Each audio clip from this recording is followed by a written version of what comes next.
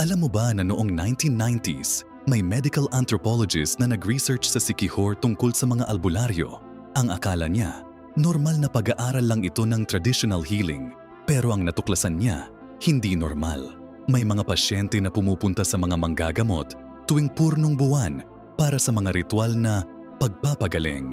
Ang mga taong sumailalim sa mga ritong ito, nagbabago ang kanilang mga mata. Nakakakita sila sa dilim na parang hayop. Hindi na rin sila kumakain ng normal na pagkain. Gusto na nila ng hilaw na karne. At ang pinaka nakakatakot, nagiging aggressive sila, parang may predatory instincts na. Ang researcher, nag-hidden camera siya.